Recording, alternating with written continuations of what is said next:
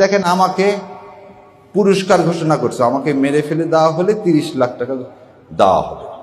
এটা কিন্তু খালেদ মহিউদ্দিনরা বলেন না। আমার কিছুর জন্য, আমার জীবনের জন্য মূল্য ঘোষণা করা হয়েছে।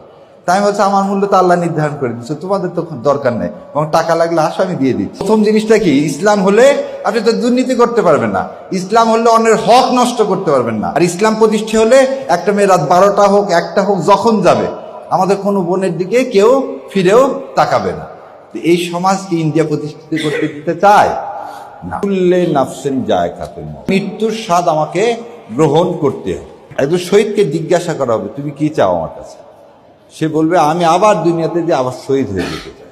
আল্লাহ আপনাদেরকে সবাইকে এমন একটা কাফেলায় সংযুক্ত করছে, যে কাফেলার দুনিয়া এবং আখিরাতে কোনো জায়গায় লস বলে কিছু নেই। কারণ সূরা বাকারার লাস্টের আয়াতে বলছে, আল্লাহ এমন কোনো ভার আমার উপর দিবেন না যে ভার আমি বহন করতে পারবো না। ফয়সালা হচ্ছে মালিকুল মুলকের হাতে।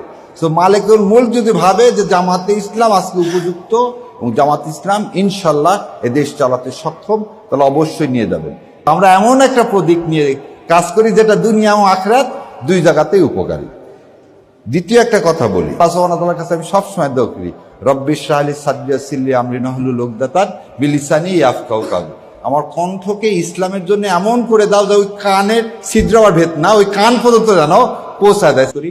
ক্ষমতার মালিক, সার্বভৌম ক্ষমতার মালিককে মালিকুল মুলক কে আল্লাহ সুবহানাহু ওয়া তাআলা। আর সূরা আল ইমরানে কি বলতেছেন, আমি যাকে ইচ্ছা তাকে ক্ষমতা দিব, যাকে ইচ্ছা তার কাছ থেকে ক্ষমতা কেড়ে নিব। আমরা কি 24 সালে জানতাম শেখ হাসিনা এইভাবে পালায় যাবে? সত্য কথা কি, আমরা কেউ জানতাম না। গত 15 বছর জামাত বিএনপি সবাই মিলে আন্দোলন করছি, একটা বালির ট্রাক পর্যন্ত সরাতে পারেনি। আর আল্লাহর ইচ্ছায় আল্লাহ এমন মাঠ তৈরি করে দিলেন যে পৃথিবীর ইতিহাসে সমস্ত সংসদ সদস্য, মন্ত্রী, মসজিদের খতিব পর্যন্ত দেশ ছেড়ে পালায় যায়। তাহলে আল্লাহ কি করতে পারেন? তার উদাহরণ আল্লাহ সব সময় দিচ্ছেন। কিভাবে দিচ্ছেন? নূহ আলাইহিস সালামের সময় দিচ্ছেন, আল্লাহ কাছে লূত আলাইহিস সালামের সময় দিচ্ছেন। তো আমি আর এগুলো উদাহরণ দিলাম না। সো আল্লাহ আমাদেরকে কবুল করুক, এবং এই দেশে ইসলামের শাসন ব্যবস্থা কায়েমের জন্য আর কি কোনো বিকল্প আছে? নাই। সো বিকল্প যদি না থাকে তাহলে আপনাকে এটাকে গ্রহণ করতে হবে।